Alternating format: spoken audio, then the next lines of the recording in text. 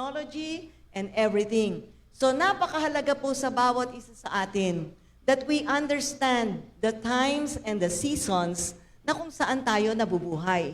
Para sa ganon, alam din nating ipaghanda ang ating sarili, lalo na po sa ating mga anak ng Diyos. Tandaan nyo, tayong mga anak ng Diyos, ang Biblia ay buhay sa atin.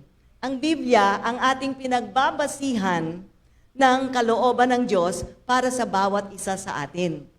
Ngunit sa takbo ng mundong ito ngayon, napaka-fast-paced. Masyadong mabilis, masyadong iba na. Kaya kaming mga may edad na, pag tiningnan namin ang mga apo namin, iba na. Kasi ako, mga apo ko, mga college na, mga graduate na rin po. Kasi maaga akong nag-asawa. I got married at 21. So, ngayon po, mga graduate na yung lahat ng apo kong 4. 3 lalaki, 1 babae, sa panganay ko lang pong anak yon. So, they are all graduate. At pag tinitingnan ko sila, pinapakinggan ko ang mga pinag-uusapan nila, ibang-iba sa mundong kinalakihan natin ng mga may edad na dito. Yung mga may edad na 60 or 70 pataas, iba yung mundo natin noon. Di po ba? Simpleng-simple lang ang mundo namin noon. So, but today, napaka-importante po sa atin na we understand kung ano ang sinasabi ng salita ng Diyos sapagkat yon ang magbibigay ng guidance sa atin at karunungan sa atin para kung paano tayo mabubuhay sa panahon na ito. We are almost in the end times. So, pag tiningnan nyo lahat ng senyales na nakasaad sa Biblia, na malapit na ang pagdating ng Panginoon. Ikalawang pagdating ng ating Panginoong Hesukristo. Ikalawa po yan. Nung pinanganak siya dito sa mundo, yung ating sineselebrate na Christmas, that was the first time He came down. At nagkatawang tao para mailigtas tayo. Kasi dapat ang magliligtas din sa atin tao, dahil tao tayo eh. Ngunit kailangan ang magliligtas sa atin, tao na walang kasalanan. So lahat ng pinanganak na tao sa mundong ito, pinanganak na tayong may kasalanan. Dahil may kasalanan yung tatay natin, may kasalanan din yung nanay natin. So, ano magiging anak noon? Makasalanan din. Kaya, tayong lahat ay napaka pinagpala sapagkat natanggap natin ang katotohanan at tayo ay tumanggap sa Panginoong Hesukristo. Hindi po relihiyon yun tinanggap nyo. Kung hindi, ang pagka-Diyos ni Hesukristo na siya ang nagkatawang tao, siya ay Diyos na bumaba nagkatawang tao, para mailigtas at matubos tayo dito ng mga tao. Kaya pag naunawaan po natin ito, it will help us to understand na napaka-blessed natin na natanggap natin ang mabuting balita patungkol sa ating Panginoong Hesukristo. Kaya importante po na nauunawaan din natin ang panahon na kung saan tayo ngayon. Alam niyo po, when you look at all the signs na nakalagay sa Biblia, talagang malapit na muli ang pagbabalik ng ating Panginoon. Kaya hindi na po ito ang panahon na masyado tayong mag-focus sa mga problema sa mundong ito, kundi ang focus po natin ay sa Biblia. Kasi po, nasa Biblia lahat ang karunungan, ang guidance, para alam natin paano tayo mabuhay nitong mga last days. Itong mga last days po, maraming mga panlilinlang na hindi natin nauunawaan. Maraming panlilinlang sa ating mga tao na hindi natin naiintindihan. Alam niyo po, I was talking with my daughter last night. Sabi niya, Mama, na-stress na ako. Bakit? I have to undergo a lot of training, kasi sila po yung nasa ABS na naglalagay ng mga subtitles sa mga sine, sa mga drama, whatever, subtitles. Sabi niya, alam mo ba, karamihan ngayon, gumagamit na ng AI. Alam niyo yung AI? Artificial Intelligence. Yun yung mga robot na kamukha na rin nila minsan. Yung mga artista, kamukha nila. Pwede silang maging kamukha ng bawat isa. Kaya sabi ko talagang malapit nang bumalik ang Lord. So she had to go training para sa ganun, ma-adapt, ma-change na nila yung system na dati pinapanood lang nila yung sa kanilang screen, pinapakinggan nila yung mga kung English yon, itatagalog nila. So silang nagtatranscribe, nagtatranslate. Ngayon, sabi niya, may mga artista na ang ginagamit ay AI. Akala nyo, yun ang artistang yun, pero robot na. Diba? Dati pinapanood lang natin sa sine yan. Ngunit ngayon, nandito na po sa mundong nating ito, so sabi ng anak ko, we cannot do anything, yun ang trabaho ko. So I have to go under training kung paano namin pag-transfer ng totoong kanilang pag-transcribe ng mga movies na ginagawa nila, yung mga dramas and all, na ang ginagamit na nila ngayon ay mga AI. Ang tawag po doon, artificial intelligence. O baka mamaya may nanliligaw sa inyo, AI pala. Okay? Mukhang artista. Kasi pwede nilang gayahin lahat ng forma. Maski pagtagal-tagal niyan, hindi na totoong mga artista ang mapapanood natin sa movie screen, kundi mga AI na. Gayang-gaya nila, plakang-plaka na nila, pati yung mga kilos. Sabi ko, baka pagtagal-tagal, hindi na natin alam kung sino talaga ang tao o robot pala. So we are in a very, ang tawag ko dito ay perilous times. Kaya kung hindi nyo alam ang Biblia, madali kayong malinlang. Kung di natin alam ang katuruan na tama, kasi maraming alam ang Biblia pero mali ang pagtuturo. Kaya napaka-importante po na meron tayong home church. So I encourage all of you to be faithful, to remain in your home church, kasi dito ang sinasamba natin ay ang Panginoong Hesukristo na isinugo ng Diyos Ama para tayong lahat ay makamit ang kaligtasan. So lahat tayo naligtas because we placed our faith and confidence, we accepted the Lord Jesus Christ na siya ang sinugo ng Ama na makapagliligtas sa ating lahat sa mundong ito.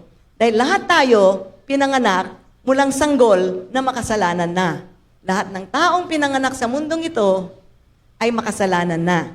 Kaya kinailangan ng Panginoong Hesukristo na siya'y magkatawang tao upang ang magtubos sa atin, magbayad ng kasalanan, kailangan tao din at Diyos din.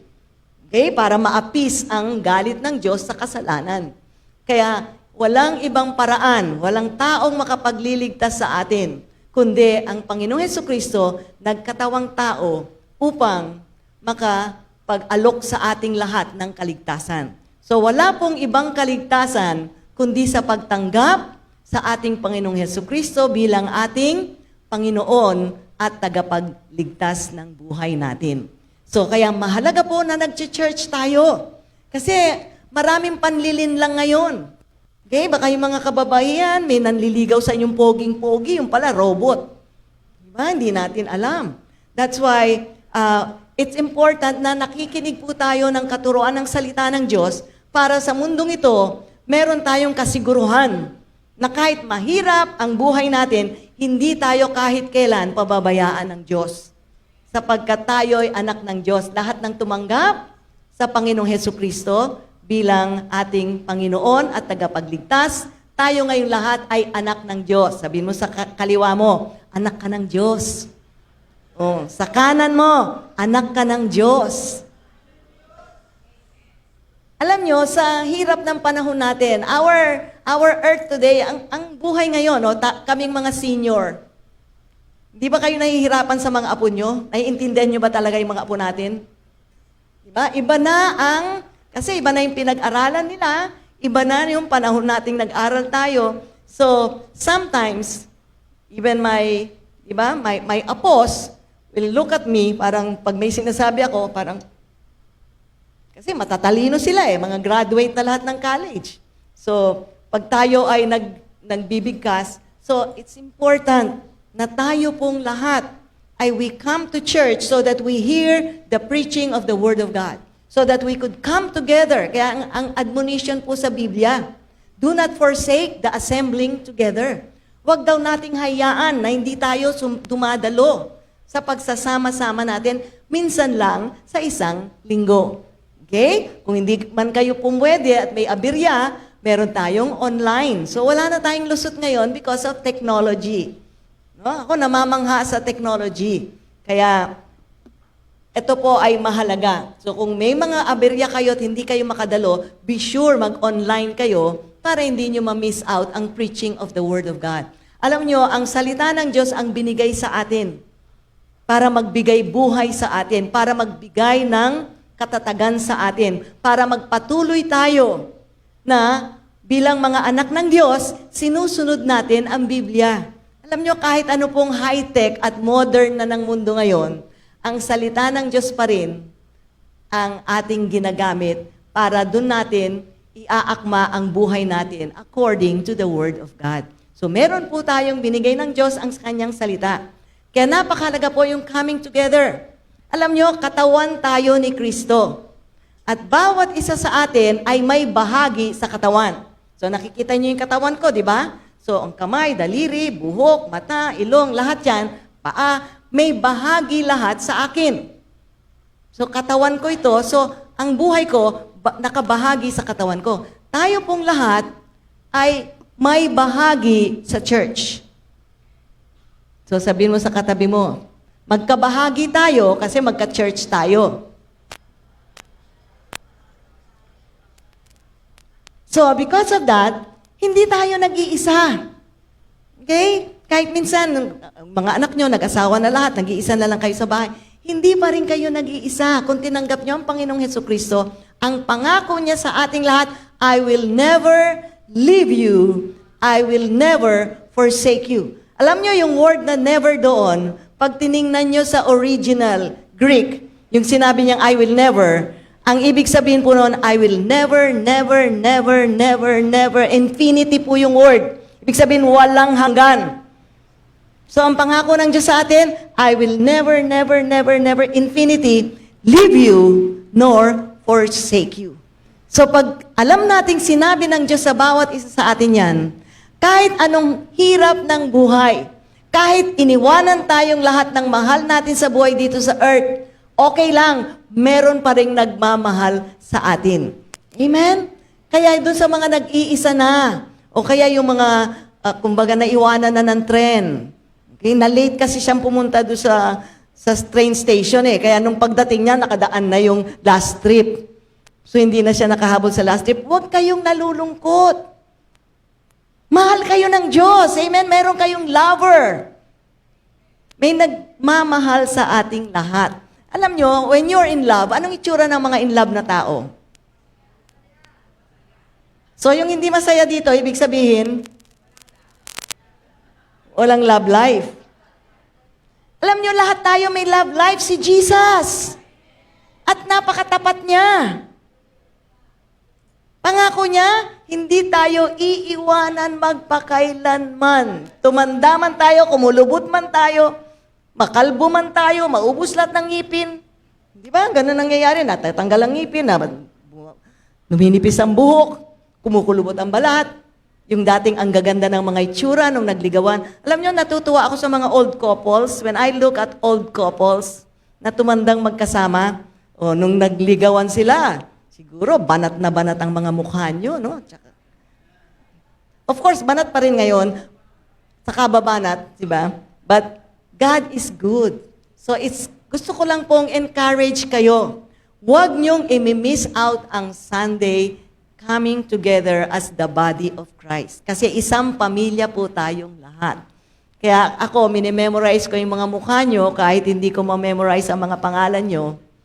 Okay? Kasi pag pinagpe-pray ko ang The Life Giver Church, Lord, sasabihin ko yung mga nakaupo dito sa kabuuan ng Life Giver Church, Pasig, no? Pinapanalangin po namin kayo. Kaya, alam nyo, huwag nyo pong i-miss out ang Sunday service. Mahalaga po ito para sa ating spiritual na buhay. Kasi itong natural na buhay natin, sandali lang po ito. May katapusan yan. Pero yung ating spirit man ay may eternal life. Kaya tingnan nyo yung katabi nyo. Hindi mamamatay yan. Ang mamamatay lang katawan. Pero yung tunay na tayo, hindi namamatay. Lilipat lang tayo ng address. Heaven. Wow. Gusto ko yun eh. Kaya yung iba, takot na takot mamatay. Ako naman, parang excited ako kasi marami akong gustong makita sa langit.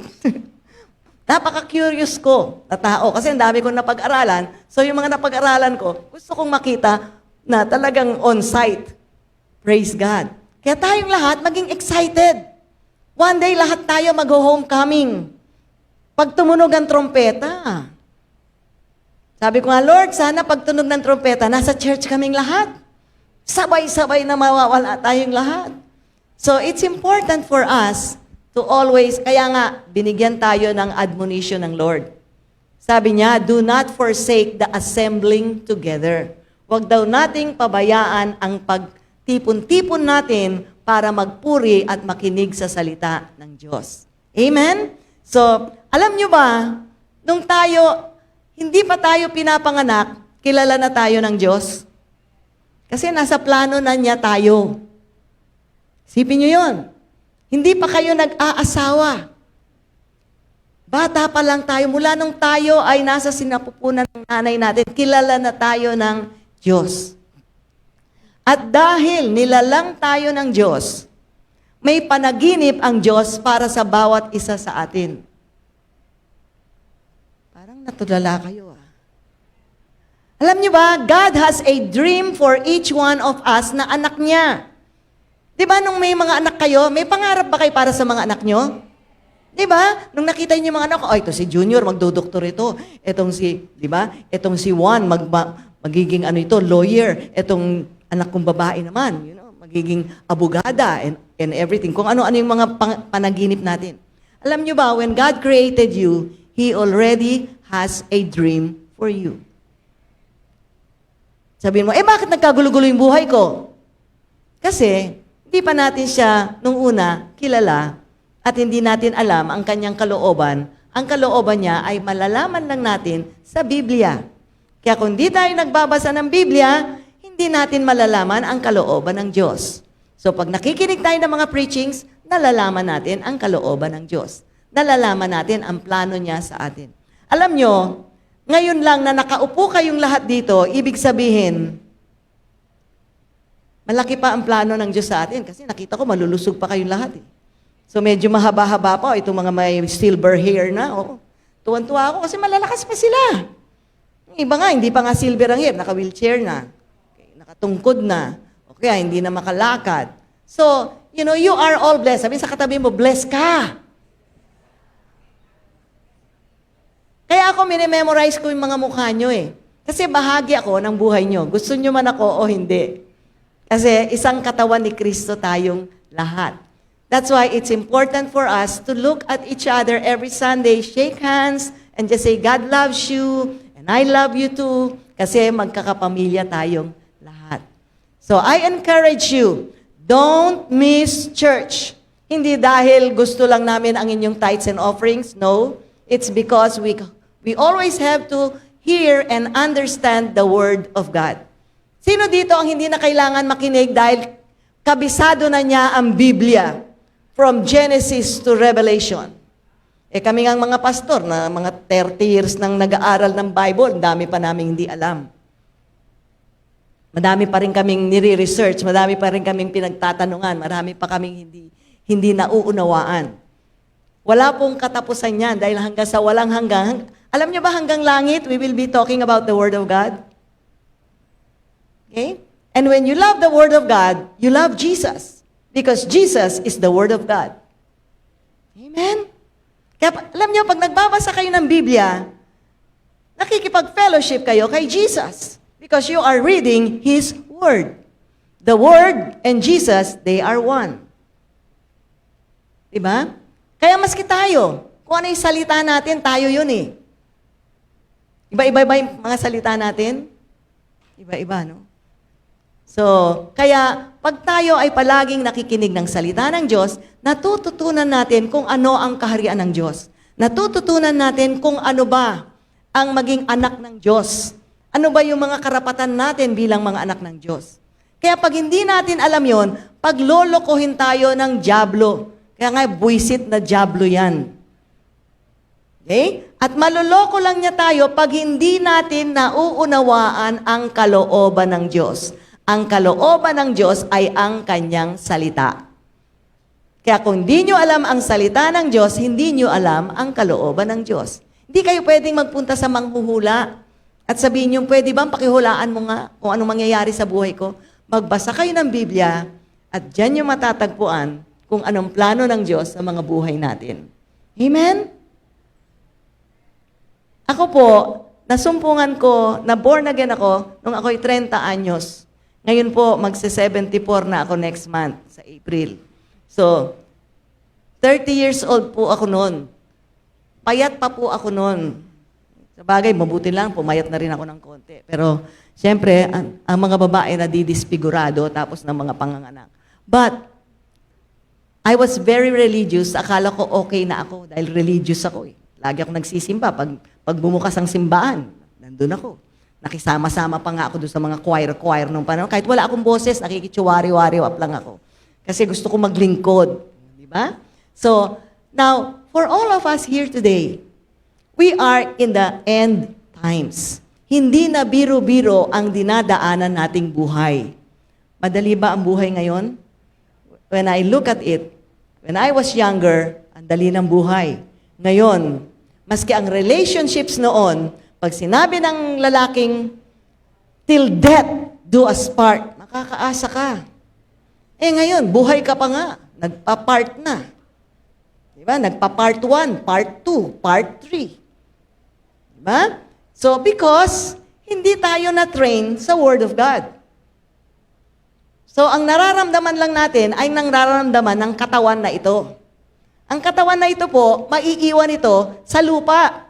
Kaya nga, whether ilibing ka, i-cremate kayo, huwag na kayong magdebate. May narinig ako mga born again, nagde-debate. Hindi naman ano ng Lord na susunugin yung katawan mo. Na maging abo ka. Sabi ko, fast track lang, pinabilis lang ang pagiging alikabok mo. Di ba? Pinabilis lang. So, it doesn't matter. Kasi ito, you are dust. Anong sabi ng Bible? You are dust, and unto dust you shall return. So, ang katawang panlupa na ito na binibigyan natin ng napakalaking halaga, ginagastusan natin para mabanat, para ano pa ba yung mga na? Payslip, no-slip, lahat nilip no? Di ba? Minsan may makikita akong kaklasiko yung noon, pagkita ko, parang hindi naman siya yung kaklasiko noon. Bakit parang iba yung mukha niya? Yung pala kung ano-anong pinagawa sa mukha niya. Kasi sabi ko, ikaw nga ba yun? Ikaw nga ba itong kaklasiko? Oo. Tapos sabi ko, bakit wala kang kulubot? Ako nga, mandami ko ng guhit. Because, kahit anong gawin natin sa katawan na ito'y babalik sa lupa. Ngunit, ang hindi babalik sa lupa, yung spirit man natin sa loob na nagbibigay buhay lang sa katawang panlupa. Kaya pag yung spirit man, pinauwi na ni Lord, panahon na para umalis na yung spirit man, ang katawan na ito, mawawala ng buhay. Kaya di ba, sa ospital, makikita nyo na yung monitor, toot! Yung puso, yung monitor ng puso, flatline na, toot! Ganun na. Ibig sabihin, yung katawang panlupa, nawala ng buhay. Pero yung spirito ng taong yon, haharap sa Diyos. Haharap. Para kung saan siya nakadestino, hindi sasama ang loob niya sa Diyos, sapagkat ang Diyos po natin ay just God. Okay? Wala po siyang pagkakamali, wala siyang pagkakasala, kasi siya ay Diyos. He's a perfect God. Kaya, ang turo lang naman po ng Biblia, tanggapin mo ang Panginoong Hesukristo bilang Panginoon at tagapagligtas. Walang ibang binigay ang Diyos Ama na tagapagligtas sa mundong ito, kundi si Hesukristo. Kaya kung may iba kayong tinatawag na mga Diyos-Diyosan, hindi po kayo maliligtas doon. Iisa lang. There's only one name. There's only one God. Si Jesus Christ lang kung saan tayo makakamit ng kaligtasan. Kaya nga ang pagbo-born again, hindi po pagsali sa church. Kundi kayo mismo ang magbubukas ng puso nyo at sasabihin yung Panginoong Hesukristo, tinatanggap kita bilang aking Panginoon at tagapagligtas ng buhay ko. Kailangan ko kayo. Ikaw ang maghari sa buhay ko. Pag sinabi mo yun ng taimtim, tinanggap mo siya ng taimtim, ikaw ngayon ay born again na. Lahat ng mga nakalipas mong kasalanan, pinatawad na. Kasi binayaran na niya. Ngayon ay, Palm Sunday. Pagpunta ko po, pag-drive ko po kanina doon sa De La Paz, kasi sa Marcos Highway ako eh. So, nag-shortcut ako doon. Alam niyo yung maliit na kalye na yun, yung De La Paz? Sa sidewalk, ang daming mga palaspas. Kasi yung mga naglalakad na papuntang simbahan, lahat bumibili. So, lahat naglalakad, nakapalaspas. Sabi ko, Dati, ganun din po ako. Dahil lumaki po ako sa mga madre. Nag-aral ako sa mga madre. So talagang very religious ako. Ang mga lola ko po, kasi lalaki ko ang mga estatwa ng kanyang mga Diyos-Diyosan doon sa bahay nila sa probinsya. So, I was a very Catholic person.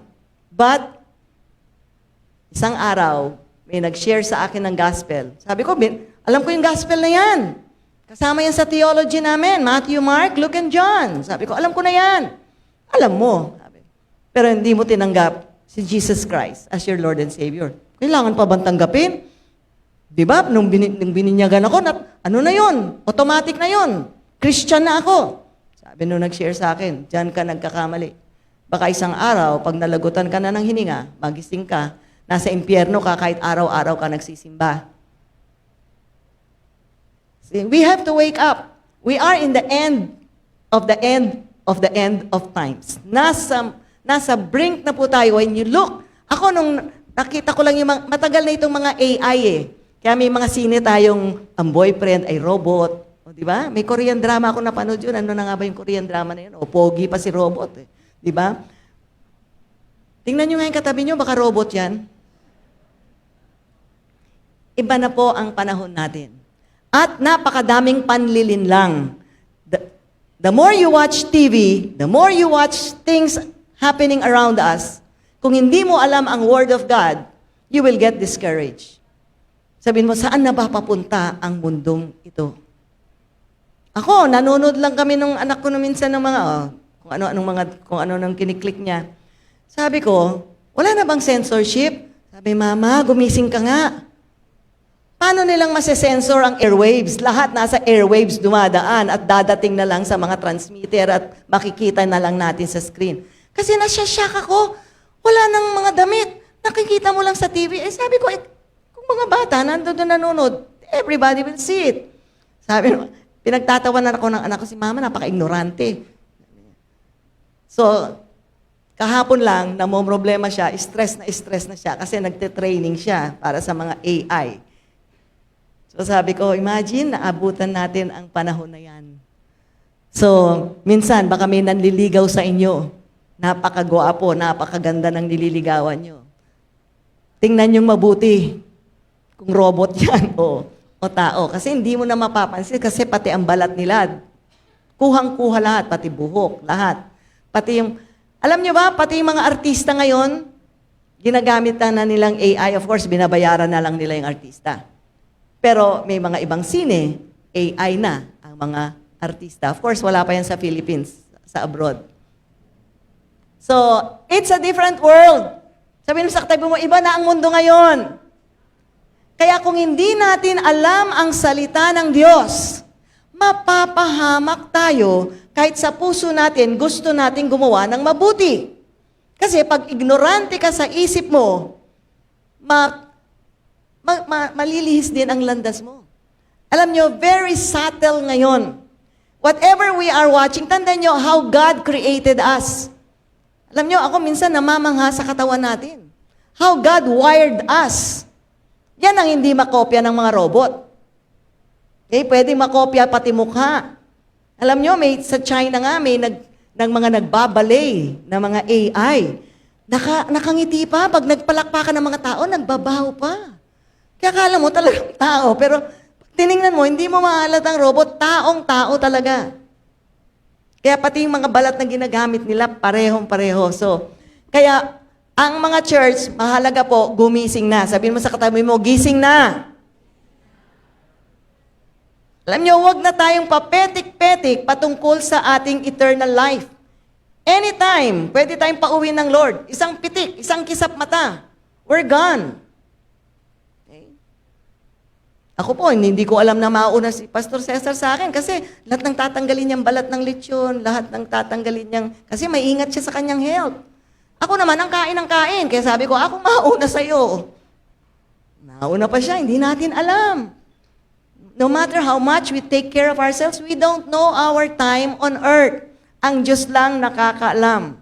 At sabi nga ng Bible, a time to be born and a time to die. Kung pinanganak ka sa mundong ito, meron ka ng petsa. Alam niyo ba yon? Sa Diyos, may date na siya kung kailan tayo uuwiin. Kung hindi ang ating uwian ay langit, dalawa lang uwian, walang purgatorio. Sorry to disappoint you, wala pong purgatorio. Pag pikit ng mata natin ito, at ang spirit man natin nawala na, hindi na tayo pwedeng sabihin, Lord, time first, tatanggapin muna kita, Lord, time first. Wala nang panahon. Isang kisap mata. Pumikit nga kayo, isang ganun lang, wala na yung spirit man. Ako po, sa dami ng pinapanalangin namin, ng mga nasa bingit ng kamatayan, marami na po akong nakitang mga kamatayan. Kaya ako, very real sa akin ang death. Minsan kausap ko pa lang, pinagpe-pray ko pa lang, nakatingin pa sa akin, nakangiti, biglang, wala na. Ganun lang kabilis. Yung iba, hindi man yung naghabol ng hininga, wala lang, bigla lang pumikit ang mata, tapos tiningnan yung monitor ng flatline na. So, wag na po tayong maglaro-laro pa ngayon. Let's be serious with our relationship with God. Iisang Savior ang pinadala ng Diyos Ama, and that is the Lord Jesus Christ. Hindi po ito religious, kundi ito ang paraan ng Diyos. Isipin nyo, Jesus Christ had to be born as a man para lang maligtas tayo as man. Kasi hindi pwedeng magligtas sa atin, Diyos lang eh. Kailangan Diyos at tao din. 100% God, 100% man. So walang makakapagligtas sa atin, kaya ang Panginoon gumawa ng paraan na siya ay ang seed inilagay sa sinapupunan ni Mary. Okay? At doon siya, so maiksi lang po ang panahon niya sa earth, ngunit doon pinakita ng Diyos ang kanyang pag-ibig sa tao na nagbigay siya ng paraan para tayo ay maligtas. Kasi yung unang parent po natin si Adan ay sumunod sa dyablo. So lahat ng galing kay Adan, patungo lahat ng impyerno kahit mabait pa kayo. Kahit labas-pasok pa kayo sa church. Iisa lang ang tagapagligtas. Hindi po si Kibuloy, okay? Paano magiging Diyos yun? Masahol pa sa dyablo. Diba? Sobra. Parang nakinilibutan ako. Sabi ko, tapos ang mga tao, bulag. Kaya, sabihin mo sa katabi mo ngayon, napaka-bless mo, nasa church ka. Napaka-bless mo, born again ka. Napaka-bless natin, anak tayo ng Diyos. Alam nyo, when you know you are a child of God, no matter how difficult life is, sa earth, walang perfect life. So huwag kayong maghanap ng perfect. Kala ng iba, mapang-asawa ko lang yung tinitibok ng puso ko. Ako'y nasa langit na. Kala nyo lang yun. Bigyan ko lang kayo ng 1 linggo. Diba? Wala pong perfect. Perfect lang ay ang Diyos. Ngunit tayong lahat nakipag-isa sa perfect na Diyos. Okay? At napakaganda po ng plano niya para sa atin. Basahin po natin sa Psalm 126 verses 1 hanggang 6. Psalm 126 verses 1 to 6. When the Lord brought back the captivity of Zion, we were like those who dream. Then our mouth was filled with laughter and our tongue with singing. Then they said among the nations, the Lord has done great things for us, and we are glad. Bring back our captivity, O Lord, as the streams in the south.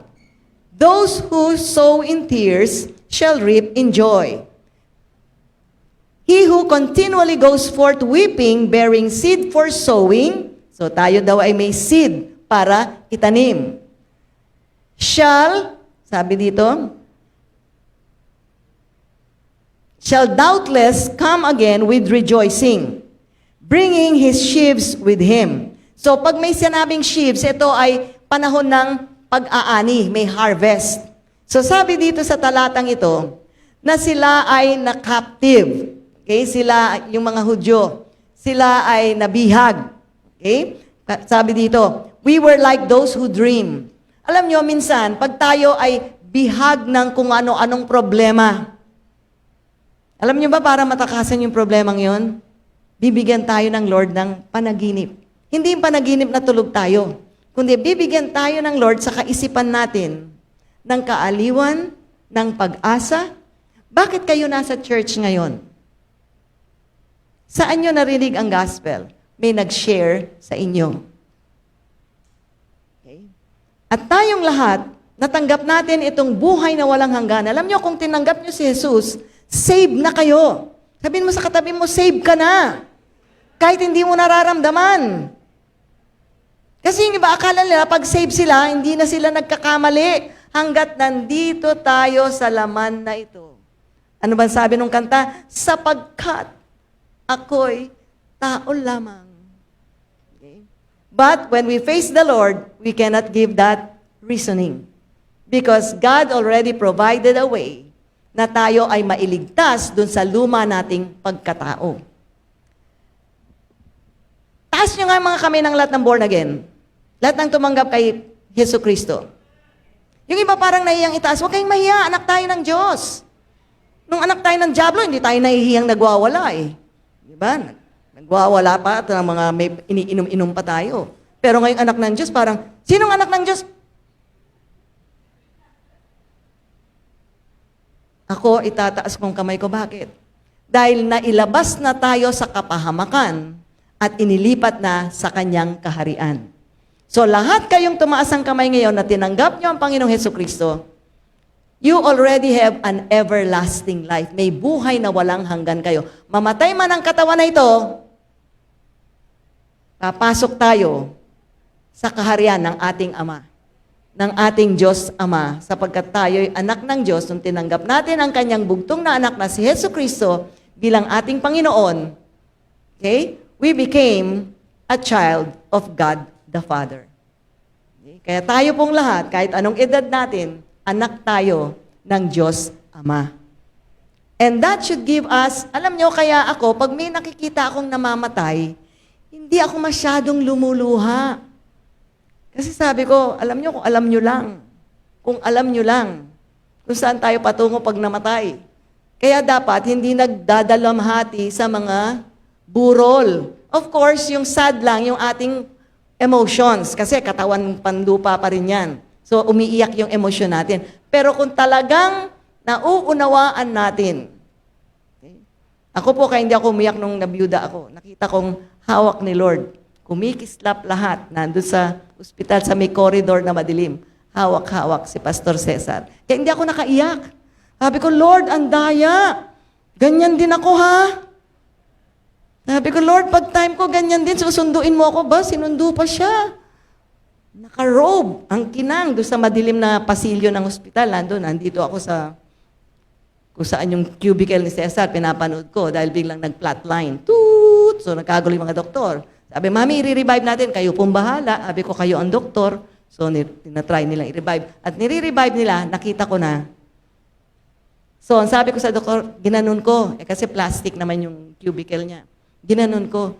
Mami, 5 minutes pa lang kami. May 20 minutes kami to revive. Sabi ko, wala na po siya dyan. Siguro sabi nung doktor, ba, gustong-gusto nitong mamatay na yung asawa niya. Nakita ko na eh. Diba? So, wag po, alam nyo, gusto ko ngayon, bigyan nyo ng halaga ang buhay nyo. Anong halaga ng buhay nyo? Alam nyo ang halaga niyan?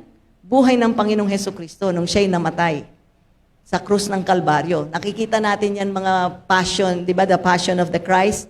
Nakikita natin yan at ang hirap na dinaanan ng Panginoong Hesukristo. Alam nyo bakit nga dinaanan yon? Sapagkat nakita niya yung mukha nyo at gusto niya kayong maligtas. Lahat tayo, ganun kamahal tayo ng Diyos Ama na ibinigay niya yung kanyang bugtong na anak para bayaran lahat ng ating kasalanan. Alam nyo, pag born again na kayo, minsan nagkakamali tayo eh. Kasi nandito pa tayo sa laman na ito eh. Di ba? Ang laman na ito. Pag lalo na yung mga lalaki, kahit may asawa, pag may dumaan na sexy, no? Pag ganyan-ganyan, at naka-mini-skirt, backless, mababa dito, halos wala ng damit, saplot, konti na lang. Siguro, wala man 1/4 yard yung damit. O, yung mga lalaki, kahit may asawa, mga asawang babae, huwag niyong pukpukin sa ulo. Bayaan niyo kasi nasa laman pa eh. O, huwag naman yung gawing palusot yan para kayong mga liwa. Kasi kasalanan pa rin yun sa Diyos. Okay? Kaya napaka-importante po na uunawaan natin ang kaharian ng Diyos. And it is only in the church where you are taught the Word of God. Kasi kung tayo lang nagbabasa, marami tayong hindi nauunawaan. So, yung binabasa natin dito, he who continually goes forth weeping, bearing seed for sowing. So, kahit anong hirap ng buhay, laging may pagtatanim, kahit mahirap. Dahil isang araw, yung tinanim mong yan, uusbong na yan, at aani ka. Diba? Shall doubtless come again with rejoicing. So kahit may weeping tayo sa buhay natin sa earth, alam nyo, walang permanenteng sitwasyon ang bawat isa. Sabihin mo sa katabi mo, yung problema mo, hindi permanente yan. Hindi mo alam, maya-maya lang, bukas lang, ang Diyos ang gagawa ng paraan para malusutan mo yung problemang yan. Kasi ang sabi dito, so he who continually goes forth weeping, bearing seed for sowing. So kahit mahirap ang dinadaanan natin, anong sabi ng Biblia? Ang mga seeds natin, anong gagawin natin? Itatanim. Ano yung mga binhi na yan?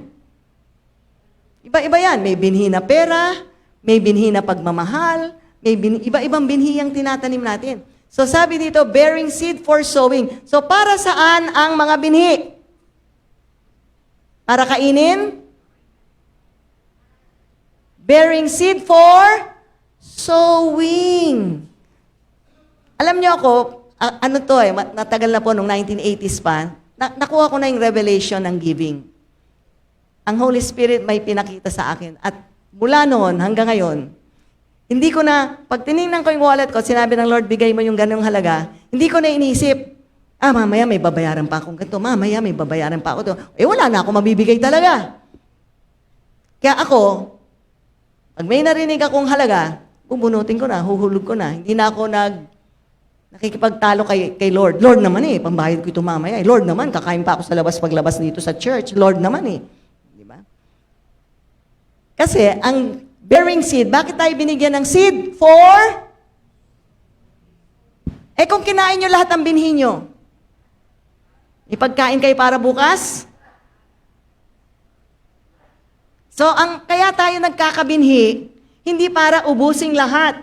Merong portion na pang tanim. Naunawaan po ba natin?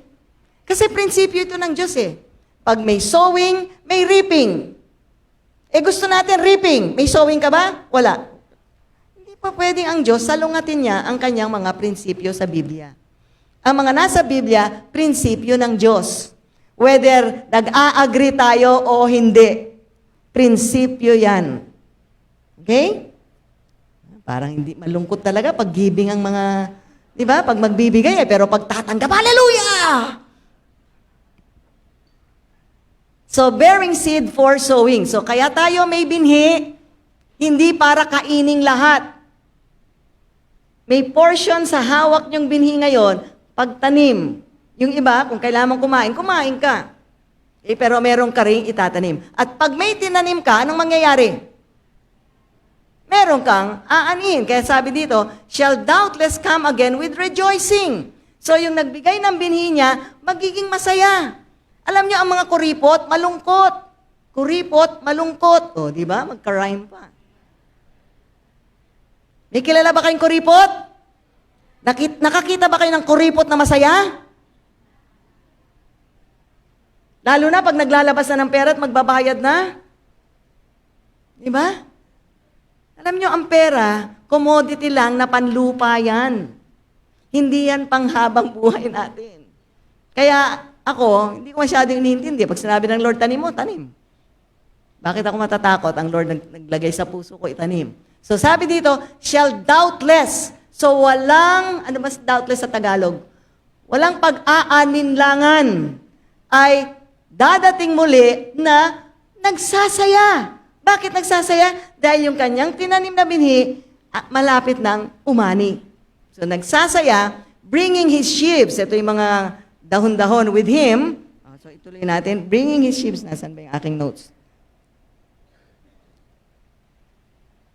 He who continually goes forth weeping, yung mga iyak na mga iyak, bearing seed for sowing, shall doubtless come again with rejoicing. So kahit mahirap ang dinadaanan nating buhay, kapag tayo'y nagtanim, tayo ay magre-rejoice dahil pag nagtanim ka, laging may ani. Hindi pwedeng nagtanim ka ng walang ani. Okay? Pag nagtanim ka, bakit may ani? Naalagaan yung tanim mo. Ang Lord ang magpoprotekta sa mga tinanim mo. Okay? So, shall doubtless, hindi magdududa, come again with rejoicing, bringing his sheaves with him. Tuloy natin. So, kaya meron silang sheaves na winawagayway pag sila ay nagse-celebrate. So, they come with celebration. Bakit sila dala-dala yung sheaves? Yan yung mga naani na. So, ibig sabihin yan, harvest time na niya.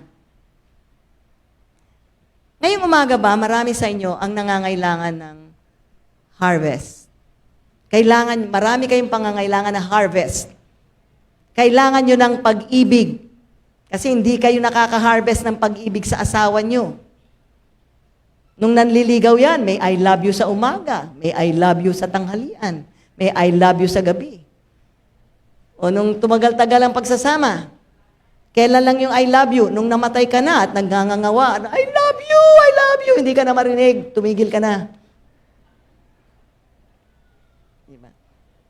May kaibigan kami, nung namatay, talagang nakaakap pa sa kabaong yung lalaki, iyak nang iyak. Gusto kong batukan eh. Nakailang asawa ka, no? Sabi ko.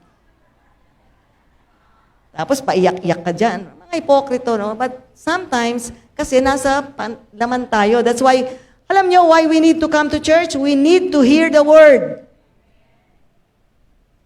Pasensya na kayo kasi hindi ako pumapreno sa word. Hindi ako bumubusina. Kaya minsan may mga nasasagasaan ako. Minsan may magsabi, Pastora, sobra ka naman bold. Sabi ko, sino pang magsasabi sa inyo? Ang demonyo ba? Papaalala sa inyo yan? Hindi. Mahal ko kasi kayo. Kaya importanteng magsabi tayo ng ano sinasabi talaga ng Word of God. Hindi natin pwedeng bola-bolahin. Tandaan nyo, when you got born again, God placed dreams in your heart. Nung na-born again kasi tayo, nagkapag-asa yung buhay natin eh. Ako, magulo rin yung buhay ko nung hindi kami born again mag-asawa. Pero yung asawa ko naman, walang chika babes. Ano siya straight masyado.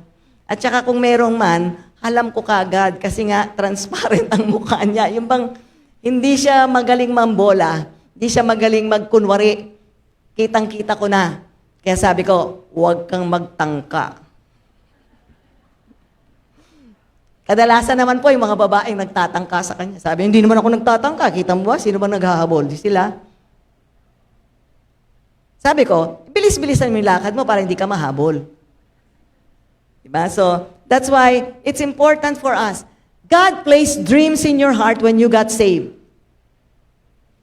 Kasi nung na-save tayo, suddenly, nagkapag-asa tayo. Suddenly, alam natin pinatawad lahat ng kasalanan natin mula nung pinanganak tayo hanggang nung tinanggap natin ang Panginoong Hesukristo. Pinatawad lahat ng naging kamalian natin, kasalanan natin, lahat pinatawad yon. So after that, God gave you dreams. Tandaan nyo, nung bago kayong born again, may mga panaginip na inilagay ang Lord. Huwag nyo sabihing wala. Kasi hindi ako nagsisinungaling. God is the one who gives us dreams. Okay? Dreams. Dreams ng may pagbabagong mangyayari. Dreams na alam nyo, pag alam mong ligtas ka, yung kabigatan at kahirapan ng kasalanan nawawala na sa atin. Kaya nagiging magaan ang puso natin. That's why when we come to church, nakakataas yung kamay. Kasi hindi mabigat.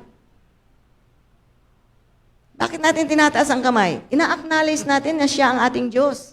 Ina-acknowledge natin siya ang ating Ama. Ina-acknowledge natin na siya ang ating buhay. Siyang nagbibigay buhay sa atin. So, when you lift your hands, huwag kayong mahiya.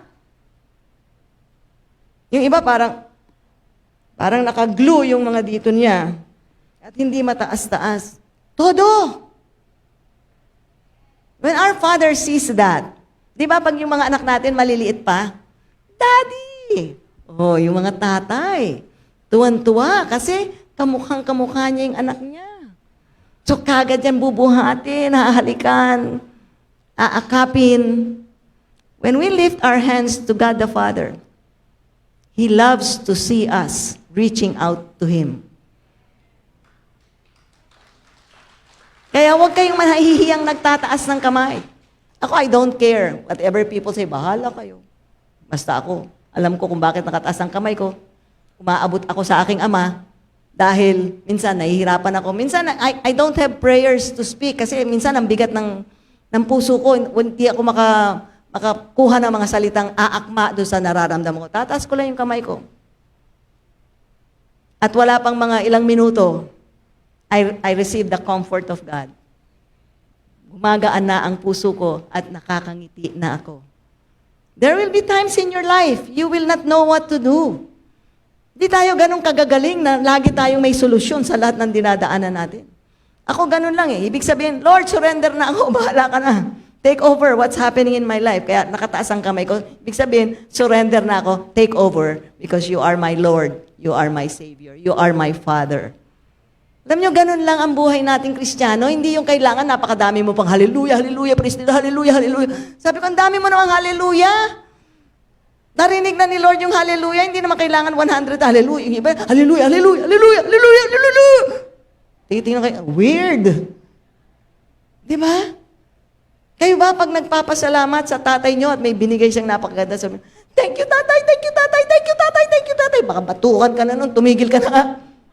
Di ba? Tama na yung, alam naman nang na-express mo na yung pasasalamat. So, God wants to restore your dreams today.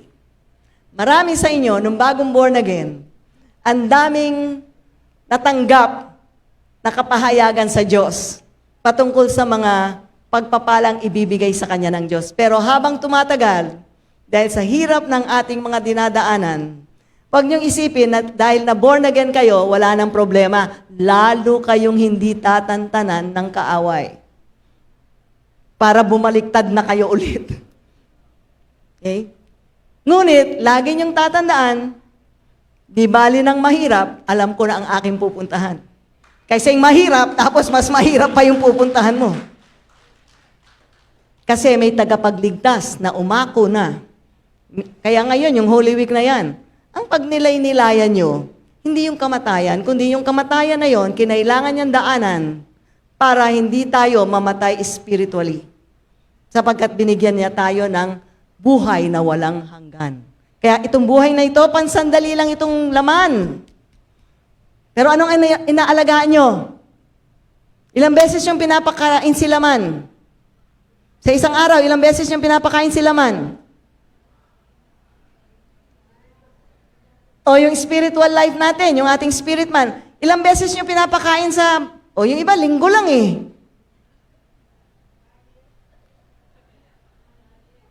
Dinadayat pa. Alam nyo, ang pagkain ng ating spirit man ay Word of God. Kaya in the morning ako, may almusal. Sa tanghalian, may tanghalian. May merienda pa nga eh. At may hapunan. Para may laman ang puso ko na salita ng Diyos. Kahit hindi kailangan mahaba yung mga binabasa nyo. Basta yung binasa nyo, ulit-ulitin nyo lang para tumanim. Ulit-ulitin nyo lang, ulit-ulitin nyo lang. For a day, kumuha kayo ng isang scripture, yun ang ulit-ulitin nyo buong araw. Sikreto yun. Ako ginawa ko yun kasi mahina ako sa memory. Mas magaling ako mambola kaya ang kinuha ko ng kurso business management kasi pwede mong bulahin. Paano mong papatakbuhin yung kumpanya? Pwede mong bulahin. Pero yung mga specific, mahina po ako sa memorya. Kaya, lagi niyong tatandaan, whenever you say, praise the Lord, whenever, Jesus, you are my Lord, you are my Savior. Ikaw ang aking Panginoon, ikaw ang aking tagapagligtas. Pag dumadaan kayo sa mahirap na mga pagsubok, taas nyo lang kamay nyo. Jesus save me. Kayo po ang aking tagapagligtas. Kailangan ko po ng kaligtasan sa aking sitwasyon. Marami sa atin, we go through life having difficulties. Kanino tayo nagpupunta? Kay kumare. Marites yan eh. Na-chismis ka na sa buong barangay. May nangyari ba sa problema mo? Wala. Kay Lord ka pumunta. Amen? At siguradong may magagawa siyang paraan. Alam niyo ba yung mga walang maitutulong minsan, sila marami pang sinasabi. Ganito gawin mo kumare, ganyan. Pero may nilapaitan ka sa kumare, itong problema ko, ito, makatulong man lang sa'yo. Konting sinabi niya, pero sinong nakalunas ng pangangailangan mo? ang ating Panginoon, mula nung ating tinanggap, kahit nagkakamali tayo, hindi niya tayo iniiwanan. Nandoon pa rin siya. Nandoon pa rin siya. Kaya wag kayong lalayo sa Panginoon pag kayo ay nasa kalagitnaan ng pagkakamali. Sabihin mo, Lord, salamat na kahit sa aking ginawang pagkakamali, hindi mo ako iniiwanan. Anong sabi niya? He promised us, He will never leave us. Yun ang nakalagay sa mga Bible na He will never leave us. Pero pag tiningnan nyo, sa original Greek yun, yung never doon, infinity. Ibig sabihin, He will never, never, never, never, never, never, never, never. Infinity, ibig sabihin, walang hanggan. Ganon katyaga ang ating Diyos. Ganon niya tayo kamahal. Okay. Kaya nandoon ang biyaya niya na unawain tayo maski sa ating mga pagkakamali. Nandoon siya para tayo aliwin, hindi para tayo ay i-down. Ganyan ka naman, pabalik-balik, pabalik-balik. Walang sumbat ang ating Ama. Nakakita ba kayo, nagkamali kayo? Tapos nag-sorry kayo sa tatay nyo? Sasabihin niya, it's all right, it's okay. Walang sumbat. Ganyan din ang ating Ama sa langit. At alam nyo, pag walang sumbat niyan, mas lalo tayong titino kasi mas mahihiya tayo ng paulit-ulit dun sa pagkakamali natin.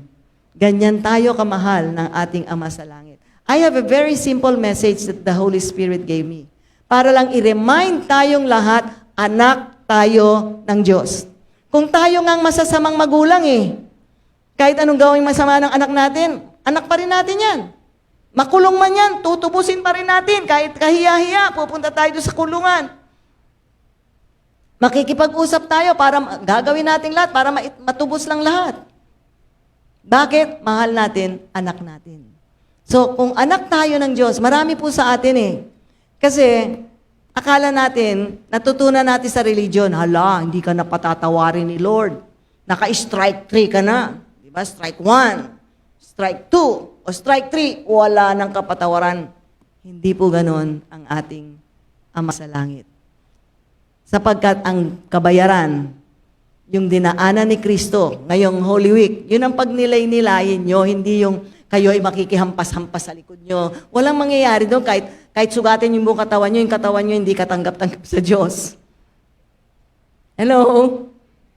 Ang Panginoong Hesus lang ang kanyang mga latay sapagkat siya ni kahit kailan walang bahid na kasalanan. Ngunit tinanggap niya lahat ng kabayaran para sa lahat ng kasalanan ng sanlibutan. Isipin niyo yun. Kung anong klaseng Diyos ang ating Diyos, ang ating Panginoong Hesus Kristo. That's why when we look at all yung mga palabas ngayon, di ba, mga Holy Week, puro yung the Passion of the Christ, talagang matindi ang dinaanan ng Panginoon. Bakit? Ganon niya tayo kamahal.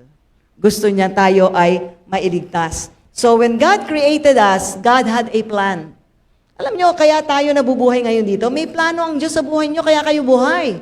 Kung walang plano ang Diyos, wala na kayo dito, patay na kayo. Alam nyo ba, just the fact that you are breathing today, that you are walking, that you are, you are healthy, it's because God has a plan for your life. Sabihin mo sa katabi mo, may plano ang Diyos para sa'yo. Alam nyo, when you always meditate and think that God has a plan for me, hindi mo loloko-lokohin ang buhay na ito. Kasi mahalaga sa Diyos ang buhay natin. Anong katumbas ng buhay nyo? Jesus had to die on the cross. Isipin nyo, katumbas ng buhay nyo, ang buhay ng bugtong na anak ng Ama sa langit. Kayo, kung anak nyo si Jesucristo nung, kunwari, anak nyo si Jesucristo, nakita nyo ang ginawa niya sa yung Passion of the Christ. Kung kayo ang Ama, anong pakiramdam nyo? Diba, yung madapa lang yung anak natin, makita natin may mga sugat-sugat sa tuhod, masakit. Yung pang dinaanan ng Panginoong Jesucristo, yung the Passion of the Christ. Matindi. Ngunit yun ang kabayaran ng kasalanan nating lahat. Hindi niya wala siyang kasalanan, ngunit siya ang nagbayad. Alam niyo, nung bago ako na born again, nung na-realize ko to, parang hindi na mahirap na hindi magkasala. Kasi nung sasabihin natin palagi, hindi naman pwedeng perfect ako sa life na ito. Sapagkat ako'y tao lamang. Sapagkat, alam niyo, when you are in Christ, pwede niyong iwanan ang kasalanan. Kasi ang biyaya niya ay sapat. Ako, wala akong alam na bigay na example, kundi sarili ko eh. Nung ako po ay bata, maaga ako nanigarilyo eh. Kasi sosyalan kami noon sa school. Kaya sa school, bawal manigarilyo in the campus, pero meron binigay na smoking lounge. Lahat ng naninigarilyo, basta nando doon, pwede sila. Okay? Basta wala silang klase. So sigarilyo, malakas pa nga ako manigarilyo kay Pastor Cesar eh. Kasi pero siya, nung hindi pa kami born again, siya naman malakas sa alak. Ako malakas sa sigarilyo at saka sa halo. Di ba? Habang naghahalo ka kasi, masarap umuusok. So, but, when I got saved, walang nagsabi sa akin. Kasi mulang 13 ako, nagsigarilyo na ako eh.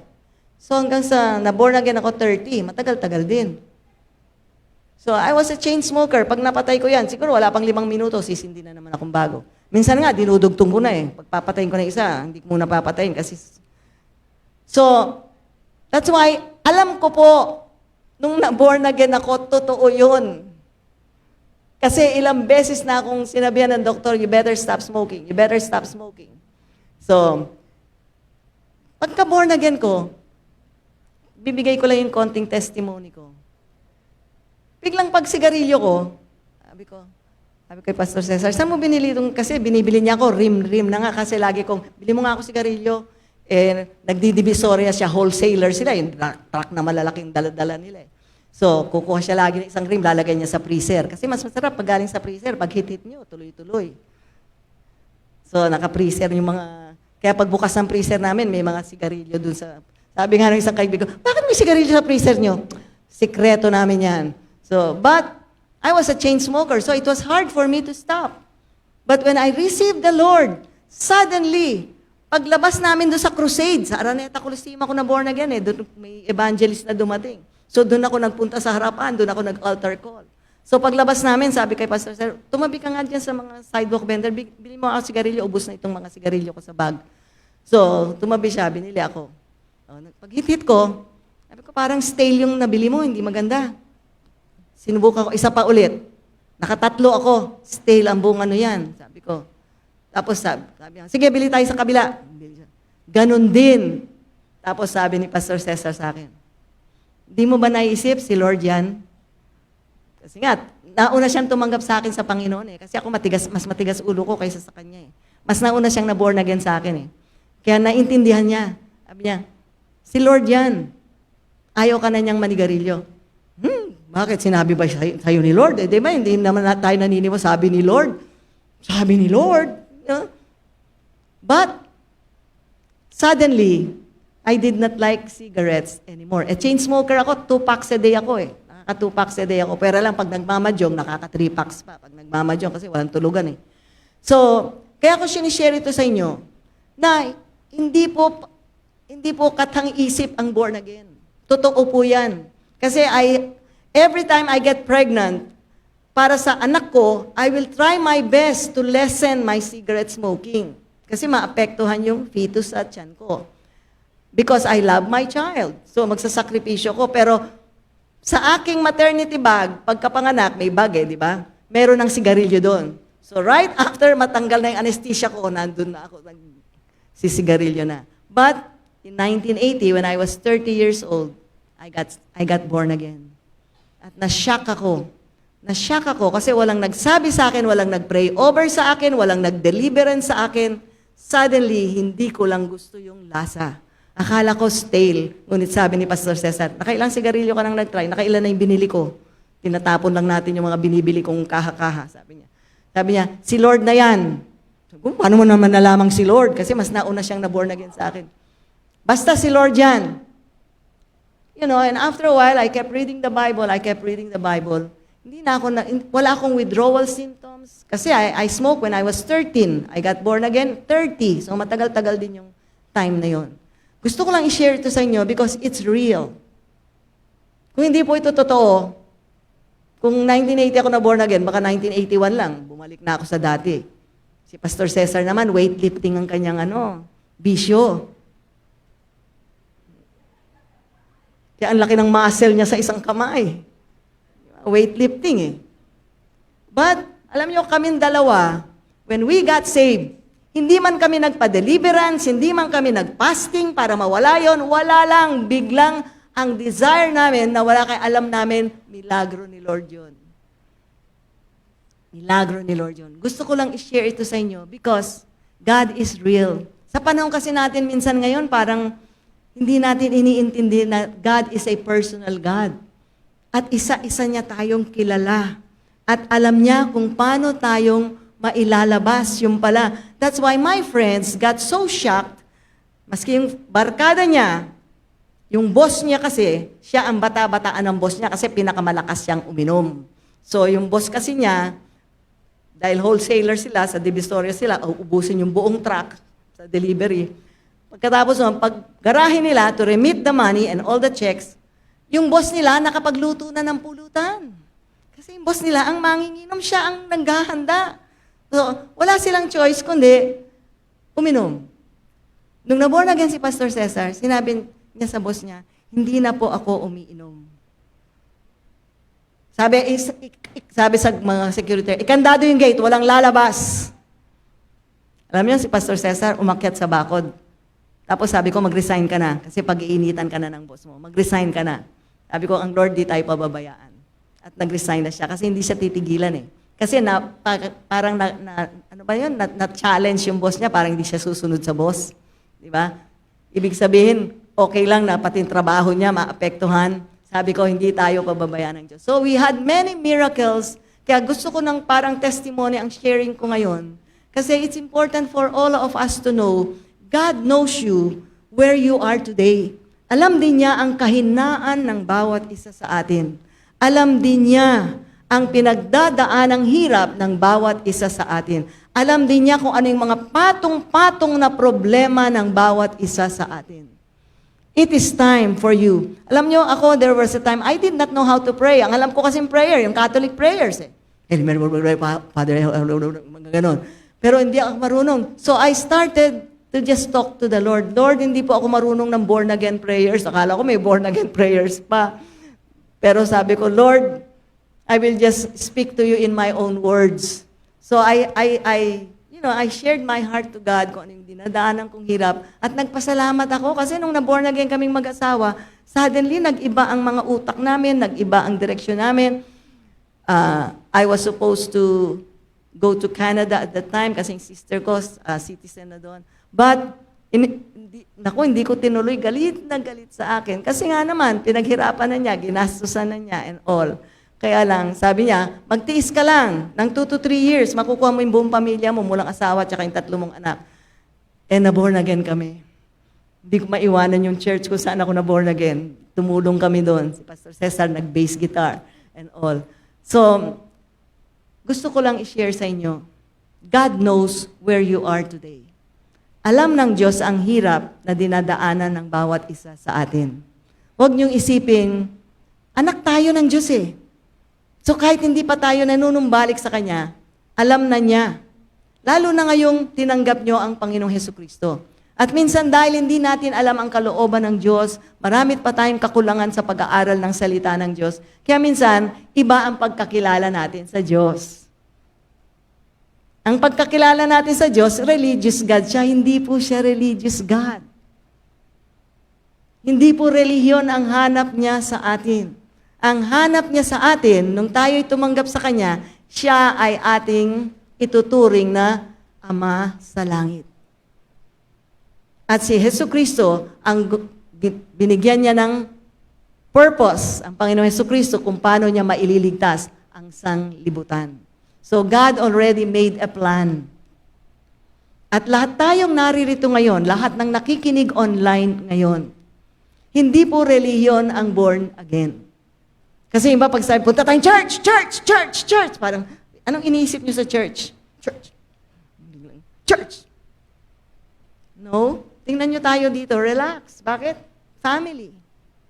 We are family. When I look at all of you, you are all my brothers and sisters in the Lord. Okay? Alam nyo, that changes you.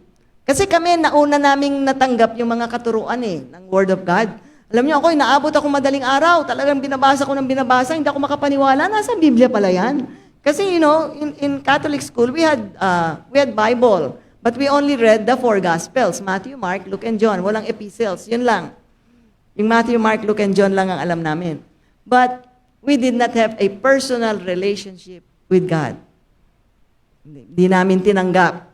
Napasok lang kami sa reliyon because of our parents who were also religious. So napasok kami kung anong religion. But when I was 30 years old, somebody invited us at Araneta Coliseum sa isang, ano bang tawag nila doon, mga evangelistic meetings. Nung una, ayoko nga. Sabi ko, Pastor Cesar, ano naman yan? Sanay tayo pag nag-Araneta, yung mga banda ang pinapanood namin. Kasi mahilig siya sa music. Sabi ko, banda ba yan? Sabi ng kaibigan na, may banda rin, may tutugtog din na banda. Sige, sumama na tayo, may banda pala eh. Di ba, may praise and worship, may banda nga. Pero praise and worship. Pero alam niyo, it was our time. Pagpasok nung kumakanta sila, umiiyak na ako. Sabi ko, parang nahiya ako. Bakit ako lumuluha? Hindi ko alam. Pero si Pastor Cesar naunang na born again sa akin. Born again na siya nung dinala ako. Kasi matigas nga ulo ko eh. Sabi ko, hindi Catholic yan. Hindi ako pwede sumama. Basta hindi Catholic, hindi ako sasama. So yun, sabi niya, may banda. Ako, mahilig din ako sa sounds. Kasi mahilig ako sumayaw. Kasi siya nagbabanda. Ako ang mga dancer naman ako noon. So, I heard the gospel.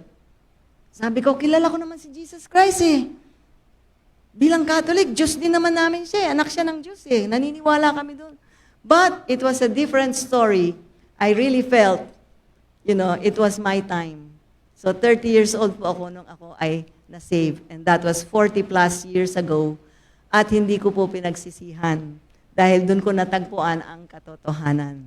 So for many of us, sometimes nasali lang tayo sa born again, pero marami tayong di nauunawaan. Kaya, when I look at all of you, tinitingnan ko yung mga mukha nyo eh. Kasi mga kapatid ko kayo sa Panginoon. Kapamilya tayo. That's why dito sa church na ito, when we greet one another, when kapatid natin lahat yan sa Panginoon, iisa ang ating Diyos Ama. At ang pag-church po is so that we can worship God. Kasi minsan sa mga tahanan natin, hindi tayo maka-worship eh, di ba? Magulo, maingay. At least dito, meron nagli-lead ng worship, tayo ay naa-usher sa presensya ng Diyos. So sabi din ng Bible, do not forsake the assembling together.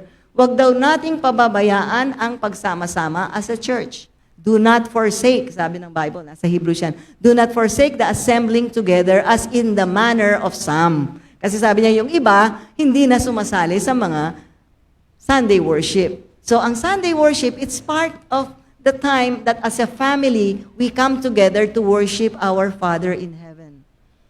To worship Jesus Christ, our Lord and Savior. To worship in the power of the Holy Spirit living inside of us. Kung born again kayo ngayon, nung tinanggap niyo ang Panginoong Jesucristo, alam niyo ba kung sino yung pumasok sa buhay niyo? Ang Holy Spirit. Tingnan mo yung katabi mo, nasa Kanya ang Holy Spirit. Kahit ganyan ang itsura niyan, nasa Kanya ang Holy Spirit. So pag nakita ko kayong lahat, na sa ating lahat ang Holy Spirit, we are now one body in Christ. Magkakasama tayo, hindi po ito relihiyon, kundi yan ang katuruan ng Biblia. The Word of God is Jesus Himself. Okay? Kaya, simple-simple po ang mensahe ko. It's a very simple message, but it's just a reminder na lahat tayo magkakapatiran sa Panginoon. So pag may nakikita tayong medyo hirap, you will see. The Lord will tell you, abutan mo yan ng pera. Abutan mo yan ng kahit ano. Abutan mo yan. O kaya, may mga items ka sa bahay. Pag nakita mo, walang mga nakatambak lang doon, kinakalawang na and everything. Magtanong-tanong kayo, sinong may kailangan ng stove, sino may kailangan ng kasirolang ganito, sino may... Huwag niyong itapon o kaya pamigay sa iba. Pamigay niyo sa mga kapatid niyo sa Panginoon. As the body, this is the body. Pag may problema kayo, dito kayo tatakbo. Para ipag-pray kayo ng mga pastor na assigned dito. Ang mga pastor ang taga-pag-alaga sa inyo. Kaya kung may problema kayo mag-asawa, make an appointment with the pastors. Kung hindi kayo kasi pag kayong minsan mag-asawa nag-uusap, kaysa ma-resolve, lalong nag-away. Diba? So, you need somebody to help you, to pray with you, to explain to you the Word of God, kung ano bang papel ng asawang lalaki, anong papel ng asawang babae.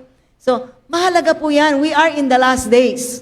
At ito, ang sabi ng Bible, do not forsake the assembling together as in the manner of some. Do not forsake.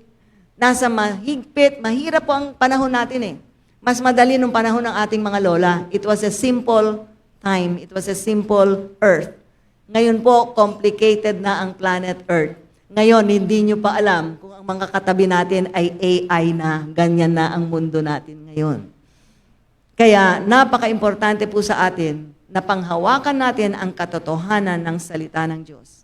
Walang ibang salita, walang ibang dapat tayong pag-aralan, kundi ang Bible. The Bible is the Word of God Himself.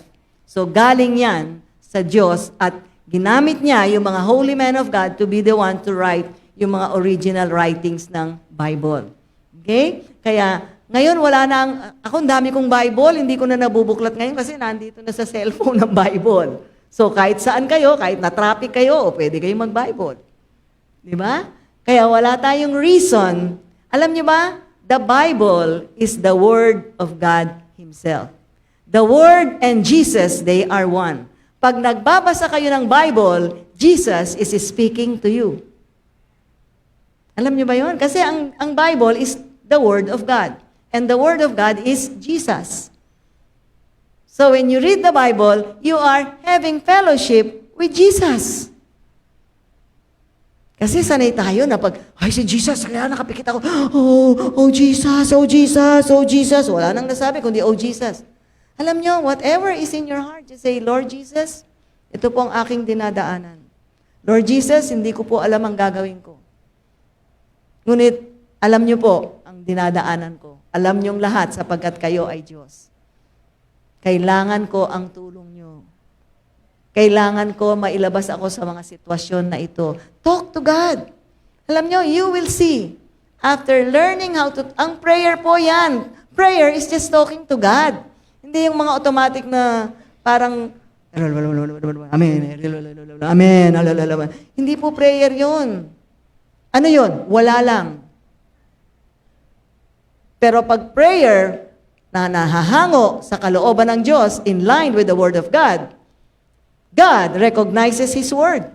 Kaya pag ang binabalik nyo sa Diyos ay Scripture, wow, alam ng anak kong i-claim ang aking salita. Say, Lord, you said in your Word, walang-wala po ako ngayon. But the Bible says, my God shall supply all of my needs. Hindi kalahati, hindi 1/4.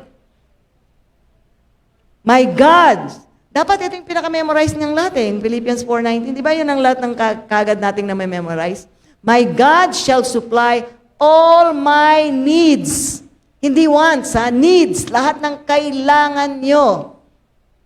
According to your bank account, according to His riches. Where? In glory. In Christ Jesus. So mag-memorize kayo ng scriptures.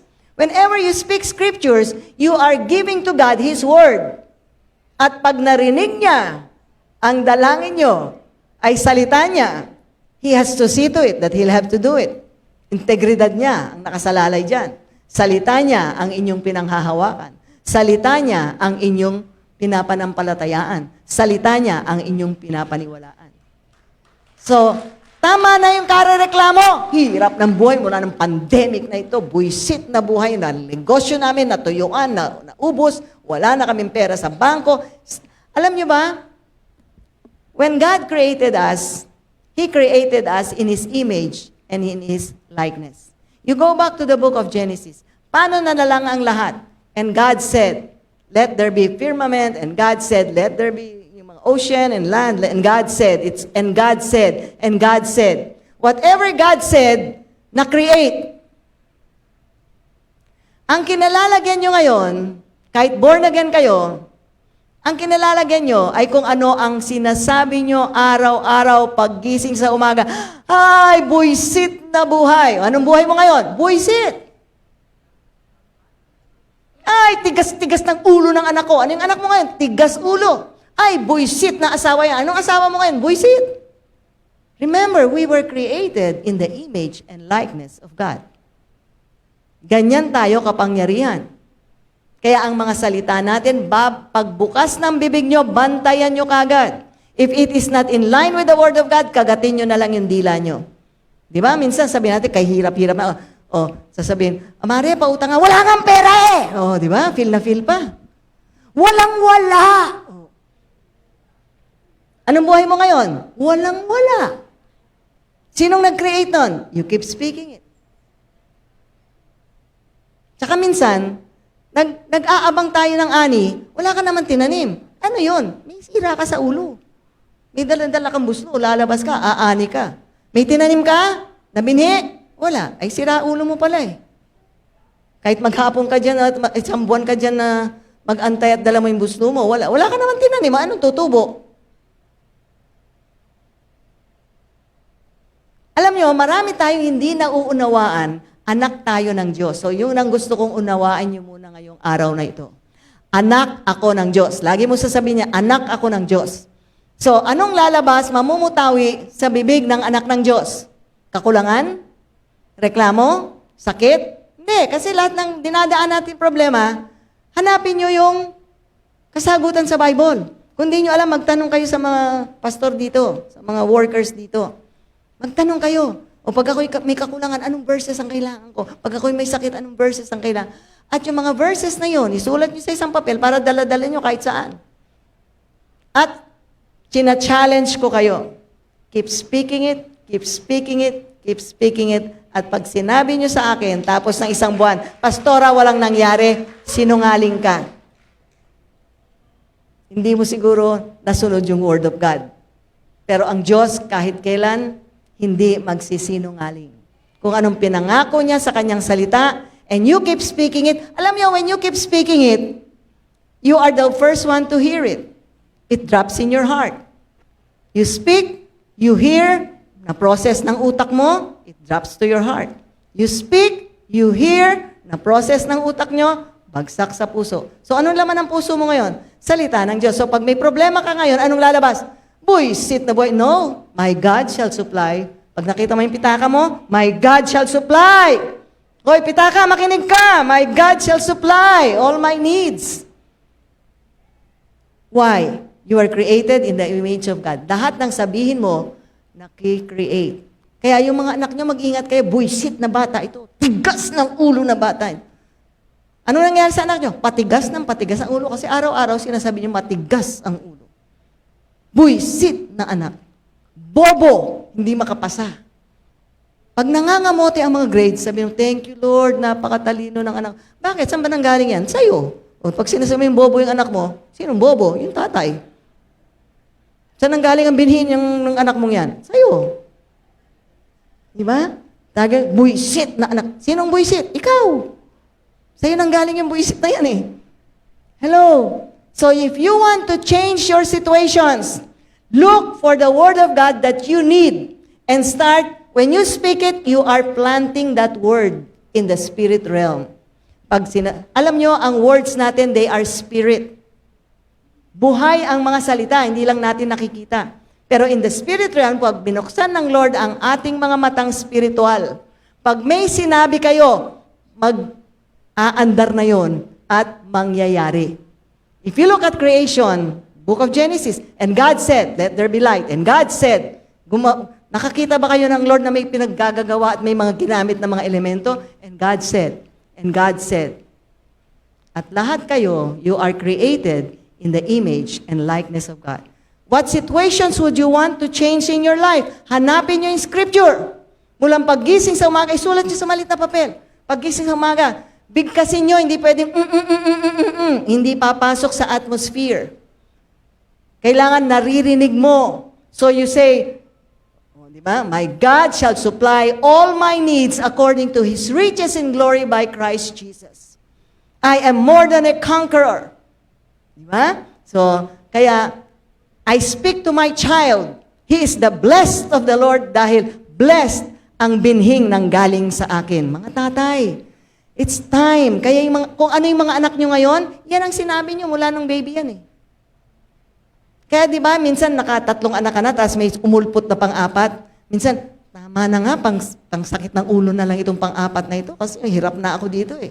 Kaya pati yung attitude mo sa anak mong nadagdagan, visit naman to, pandagdag pa, pahirap pa lalo. So, look at all your children. You will see what you have been speaking over them. Pumunta kayo sa mga anak niyo, sabihin, anak, pasensya ka na kung ano ang lagi ko sinasabi ito sa'yo, pero hindi ito totoo. Ikaw ay napakabuting anak, ikaw ay galing sa Diyos, ikaw ay regalo ng Diyos sa akin, at ako'y ama, dahil sa akin ka nang galing, mahal kita. Alam mo, it's time to change our vocabulary. It's time to change what we speak over your wives. Ano laging sinasabi niyo sa asawa niyo? Pag matagal niyo ng asawa, wala kayong sinasabi. Silent movies na lang kayo. May nakikita ko nung tumanda, silent movies. Pero nung nagliligawan, di ba, ayaw umuwi. It's time we understand God's principles.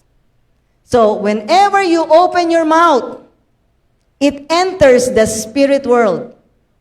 Whenever you open your mouth, may nag-aantay na dalawa, either the angel of God or the devil. Kaya pag narinig ng angel, my God shall supply all my needs, alam ng angel yung word of God. Andar na yan. Gagawa na ng paraan yan. Oy, bigyan yung negosyo yun. Oy, i-bless yung brother na yun. Kasi nagsalita na ng word. Naniniwala siya sa puso niya. Dahil naniniwala siya sa puso niya, may pananampalataya kung anong pinapaniwalaan niya at binibigkas ng bibig niya. Naniniwala sa puso, binibigkas ng bibig. Pinapaniwalaan sa puso, binibigkas ng bibig. Ganyan lang kasimple. Kasi iba, minsan lang sinabi, hindi naman nangyari. Ilang taon mo nang sinasabi yun, kaya bago ma-uproot yung mga dati mong binhi na mga hindi tama, hindi naaakma sa Word of God. So every time you speak the Word of God, na-uproot lahat yung mga dati mong sinabi at matatamnan ngayon, simula ng salita ng Diyos. And it will not take long. Just keep believing in your heart, speaking. Ang faith kasi, you believe in your heart, that's why you speak it. Ang faith na hindi ini-speak, hindi faith yun, kalahating faith lang yun. You just believe. Because faith is believing in your heart and speaking. Believe, you speak. And when you speak, you hear. Prinsipyo po ito. Believe in your heart, naniniwala ka, kaya binigkas mo. At nung binigkas mo, ikaw ang unang-unang nakarinig. Babagsak ulit sa puso mo yan. So parang cycle yan hanggang yung seed. The Word of God is a seed. At habang ikaw tanim, matatanggal yung mga luma mong mga binhing mababaho. Yung luma mong mga binhing galing sa demonyo. Amen? Anything you speak again, not in line with the Word of God, it is not from God. So, lagi tayong magtanim galing sa Kanyang salita. Sapagkat ang binhi ng salita ng Diyos, siguradong sasagutin ng Lord lahat ng binibigkas natin, pinapaniwalaan sa puso, binibigkas natin, naririnig natin, babagsak sa puso, pinapaniwalaan natin. We speak, we hear, we believe. We speak, we hear, we believe. Maya-maya kahit may alanlangan ka, dahil lagi mong naririnig, maya-maya believe ka na, dun mo makikitang ayan na. Kasi believe ka na, wala nang alinlangan. Hindi ibig sabihin, minsan ka lang nagsalita, hindi naman nangyari, ilang taon na yung sinasabi mong, so anong mga nakatanim yan? Puro negatives. Puro negative. So when you start speaking the Word of God, lahat ng negatives na yan, na-uproot, napapalitan ng salita ng Diyos. And God will never fail you. God will never fail you. It's time. Kayong mag-asawa, mag-usap. Alam mo yun, minsan mga mag-asawa, at kami ni Pastor Cesar, trip namin yan, whenever we eat out sa restaurant, sabi niya, ayun, hindi yun mag-asawa. Ano yun? Kabit lang yun, no? Kasi sweet na sweet sila. Ayun, mag-asawa, hindi sila nag-uusap. Yung lalaki nagbabasa na lang ng dyaryo. Game po namin yun. Nag-uulang kami pag kumain kami sa restaurant, hindi na, ayun, ano yun? Ano yun? Chika babes lang niya yun. Yun yung isa. Asawa niya kasi hindi niya kinakausap eh. Mas cellphone pa niyang pinanggaganon, yung kaharap niyang asawa niya. Wala lang. It's time na iakma natin ang buhay natin sa salita ng Diyos. Sapagkat ang ino-honor ng Diyos ay ang kanyang salita. The Word and Jesus, they are one. Kaya pag binibigkas niyo yung salita ng Diyos, si Jesus kagad ang nakakarinig noon. At sasabihin niya sa mga anghel niyo, i-deliver niyo na sa kanya yan. I-deliver niyo na sa kanila yan kailangan. I-deliver na sa kanila yan. Mabilis pa yan kaysa doon sa mga delivery natin. Amen? It's time that as a church, even as a church, when you look at each other, we are one family. Diba? We are family. O, diba? Kasi mahilig ako sa mga sayaw-sayaw eh. Kaya, pamilya po tayo. Kaya ako lagi kong tinitingnan kayong lahat eh, para kung nakita ko kayo sa labas, alam kong I am part of you, you are part of me. Alam niyo, when you know you belong to a church, hindi tayo nag-iisa. Kahit ano man ang problema natin, just talk to the pastor so that they will start praying for your situations. Iba yung may ka-prayer partner ka, iba yung may nananalangin para sa ating lahat. Kaya in-establish ni Jesus Christ ang church. Sabi niya, I will establish my church and the gates of hell will not prevail against my church. Pangako ng Diyos yan. Kaya pagka tayo ay nakasama sa katawan ni Kristo, mas meron tayong kalakasan kaysa nagsosolo tayo. Kaya nga, body tayo, bahagi tayo ng bawat isa. Pag ang katawan natin nabawasan ng pyesa, anong tawag doon? Handicap. Diba? Handicap ka, ibig sabihin may kakulangan ka, kaya ang kilos mo ay kulang. Kasi may kulang kang pyesa sa katawan.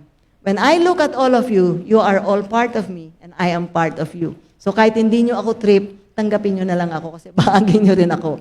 Okay? Tanggapin nyo na lang ako, please. So nagmakaawa pa, no? But, you know, it's wonderful to be part of the body of Christ. Ito po ang in-establish ng Diyos. At ito ang ino-honor ng Diyos. Pag akyat natin sa langit, imagine, magkakasama tayo throughout eternity, walang hanggan. Kaya ba natin yun? Kaya, pag sinisira nyo ang isang kapatiran sa church, sinisira nyo ang sarili nyo dahil iisang katawan tayo. Eh, kung sabihin mo, hindi ko talaga trip yun eh. Atribida eh. Talagang ganun. Kahit atribida, anak pa rin siya ng Diyos. Kapatid pa rin natin siya. There's nothing we can do about it. So sabihin mo, Lord, your grace is sufficient. Bibigyan niyo ako ng biyaya na mamamahal ko yung nakakairitang kapatid na yun. Nakakairita, Lord. Kay Lord mo na lang sabihin. Sasabihin ni Lord sa'yo, my grace is sufficient. Kakayanin mo yan dahil ang aking biyaya ay ibinigay ko na sa iyo.